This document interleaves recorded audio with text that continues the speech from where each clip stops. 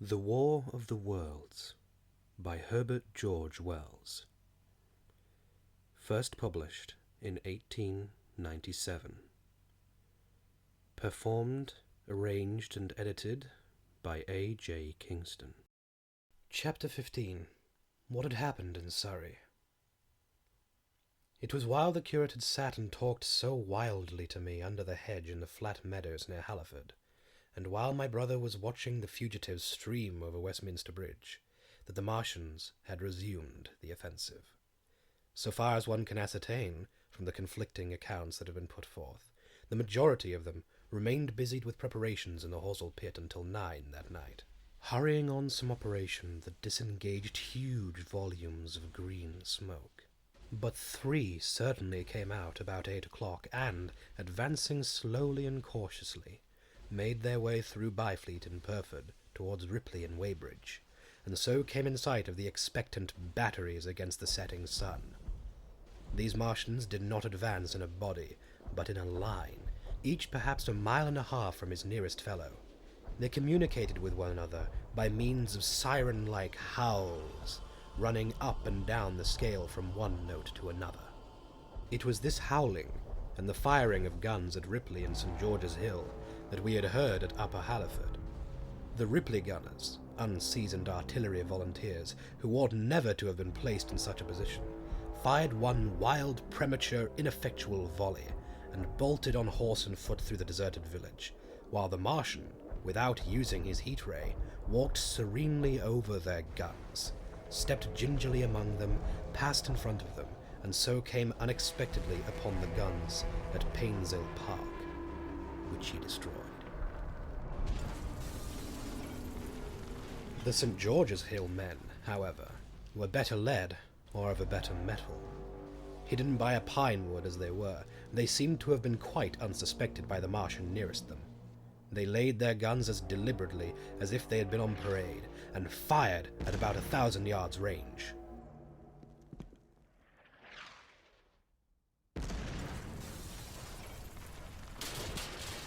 The shells flashed all around him, and he was seen to advance a few paces, stagger, and go down. Everybody yelled together, and the guns were reloaded in frantic haste. The overthrown Martian set up a prolonged ululation, and immediately a second glittering giant, answering him, appeared over the trees to the south. It would seem that a leg of the tripod had been smashed by one of the shells. The whole of the second volley flew wide of the Martian on the ground, and simultaneously both his companions brought their heat rays to bear on the battery. The ammunition blew up, the pine trees all about the guns flashed into fire, and only 1 or 2 of the men who were already running over the crest of the hill escaped. After this it would seem that the 3 took counsel together and halted, and the scouts who were watching them reported that they remained absolutely stationary for the next half hour. The Martian who had been overthrown crawled tediously out of his hood, a small brown figure, oddly suggestive from that distance of a speck of blight, and apparently engaged in the repair of his support. About 9 he had finished, for his cowl was then seen above the trees again. It was a few minutes past 9 that night, when these 3 sentinels were joined by 4 other Martians, each carrying a thin, black tube.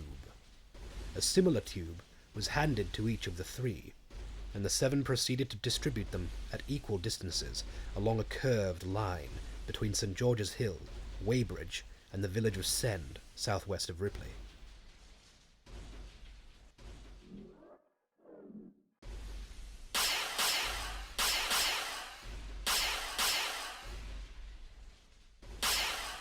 A dozen rockets sprang out of the hills before them so soon as they began to move, and warned the waiting batteries about Ditton and Esher.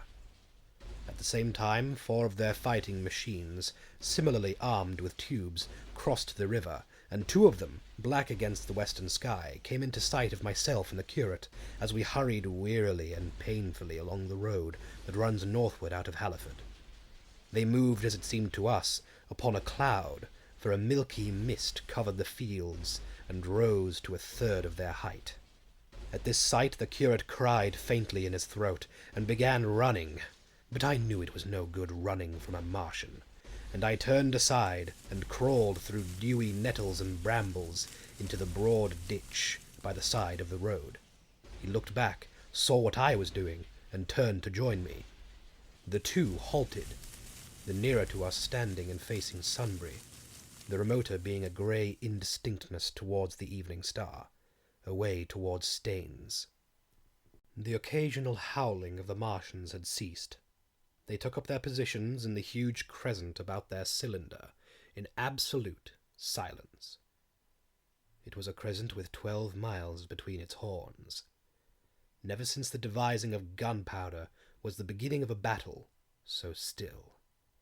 To us, and to an observer about Ripley, it would have been precisely the same effect.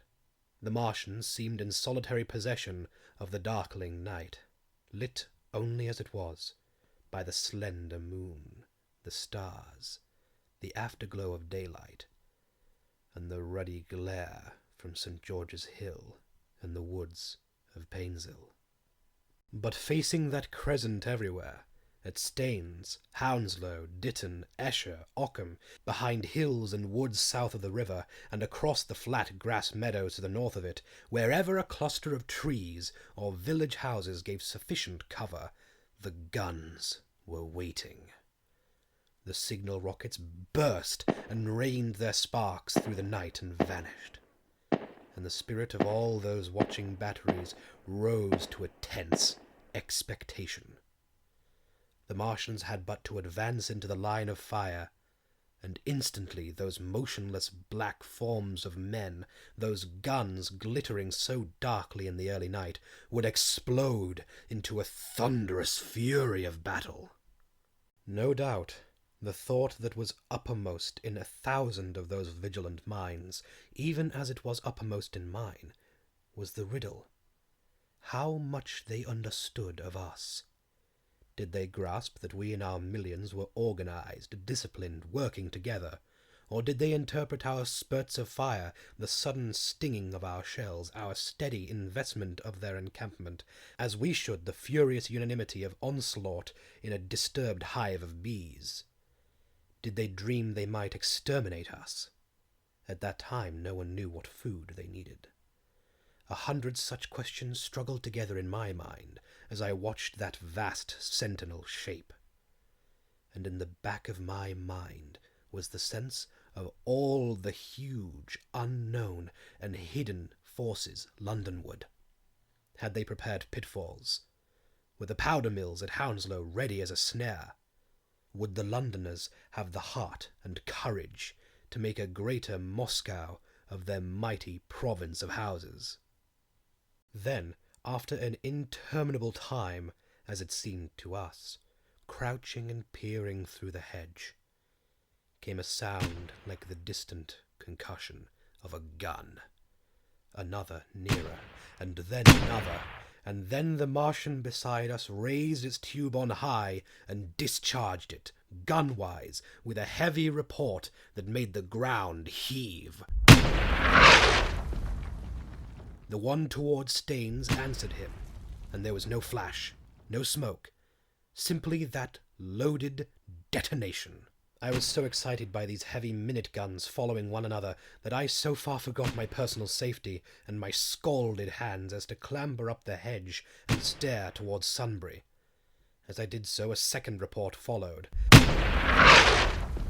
and a big projectile hurled overhead towards Hounslow.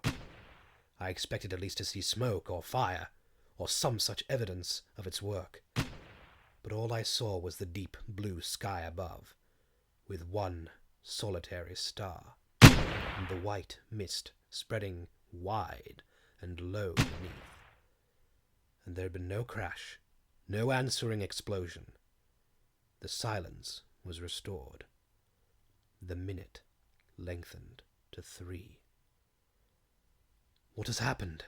said the curate, standing up beside me. "Heaven knows," said I. A bat flickered by and vanished. A distant tumult of shouting began and ceased. I looked again at the Martian, and saw he was now moving eastward along the river bank with a swift, rolling motion. Every moment I expected the fire of some hidden battery to spring upon him, but the evening calm was unbroken. The figure of the Martian grew smaller as he receded, and presently the mist and the gathering night had swallowed him up. By a common impulse we clambered higher. Towards Sunbury was a dark appearance, as though a conical hill had suddenly come into being there, hiding our view of the farther country. And then, remoter over the river, over Walton, we saw another such summit. These hill-like forms grew lower and broader even as we stared. Moved by a sudden thought, I looked northward, and there I perceived a third of these cloudy black kopjes had risen. Everything had suddenly become very still. Far away to the southeast, marking the quiet, we heard the Martians hooting to one another. And then the air quivered again with the distant thud of their guns. But the earthly artillery made no reply.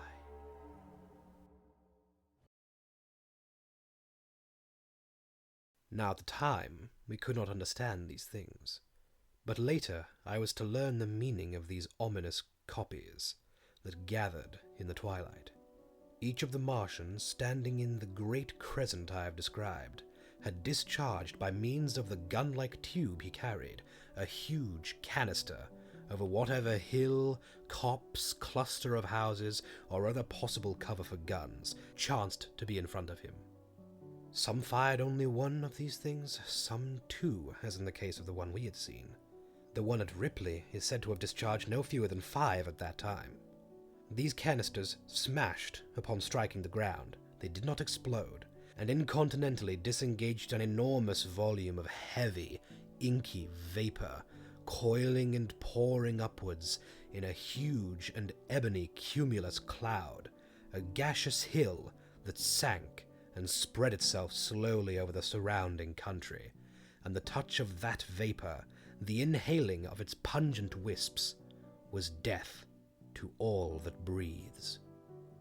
It was heavy, this vapor, heavier than the densest smoke, so that after the first tumultuous uprush and outflow of its impact, it sank down through the air and poured over the ground in a manner rather liquid than gaseous, abandoning the hills and streaming into the valleys and ditches and watercourses, even, as I have heard, the carbonic acid gas that pours from volcanic clefts is wont to do.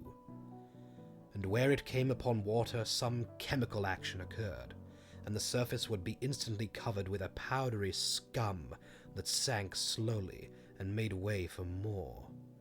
The scum was absolutely insoluble, and it is a strange thing, seeing the instant effect of the gas, that one could drink, without hurt, the water from which it had been strained.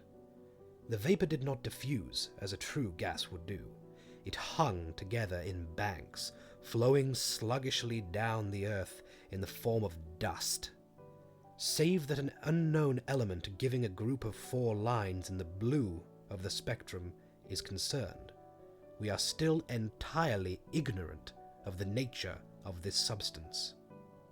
Once the tumultuous upheaval of its dispersion was over, the black smoke clung so closely to the ground, even before its precipitation, that 50 feet up in the air, on the roofs and upper stories of high houses and on great trees, there was a chance of escaping its poison altogether. As was proved even that night at Street Chobham and Ditton. The man who escaped at the former place tells a wonderful story of the strangeness of its coiling flow, and how he looked down from the church spire and saw the houses of the village rising like ghosts out of its inky nothingness. For a day and a half he remained there, weary, starving, and sun-scorched, the earth under the blue sky, and against the prospect of the distant hills, a velvet black expanse, with red roofs, green trees, and later black-veiled shrubs and gates, barns, outhouses, and walls rising here and there into the sunlight. But that was at Street Chobham. where the black vapor was allowed to remain until it sank down of its own accord onto the ground. As a rule, the Martians, when it had served its purpose, cleared the air of it again by wading into it and directing a jet of steam upon it. This they did with the vapor banks near us, as we saw in the starlight from the window of a deserted house at Upper Halliford, whither we had returned. From there we could see the searchlights on Richmond Hill and Kingston Hill going to and fro, and about 11 the windows rattled, and we heard the sound of the huge siege guns that had been put in position there. These continued intermittently for the space of a quarter of an hour, sending chance shots at the invisible Martians at Hampton and Ditton, and then the pale beams of the electric light vanished and were replaced by a bright glow. Then the 4th cylinder fell, a brilliant green meteor, as I learned afterwards in Bushy Park. Before the guns on the Richmond and Kingston line of hills began, there was a fitful cannonade far away to the southwest, due, I believe, to guns being fired haphazard before the black vapor could overwhelm the gunners. So, setting about it as methodically as men might smoke out a wasp's nest, the Martians spread this strange, stifling vapor over the Londonward country.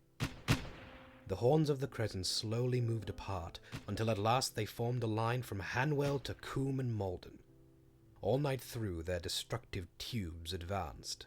Never once, after the Martian at St. George's Hill was brought down, did they give the artillery the ghost of a chance against them. Wherever there was a possibility of guns being laid for them unseen, a fresh canister of the black vapor was discharged, and where the guns were openly displayed, the heat ray was brought to bear. By midnight, the blazing trees along the slopes of Richmond Park and the glare of Kingston Hill threw their light upon a network of black smoke, blotting out the whole valley of the Thames, and extending as far as the eye could reach. And through this, 2 Martians slowly waded, and turned their hissing steam jets this way and that. They were sparing of the heat ray that night, either because they had but a limited supply of material for its production, or because they did not wish to destroy the country, but only to crush and overawe the opposition they had aroused. In the latter aim they certainly succeeded.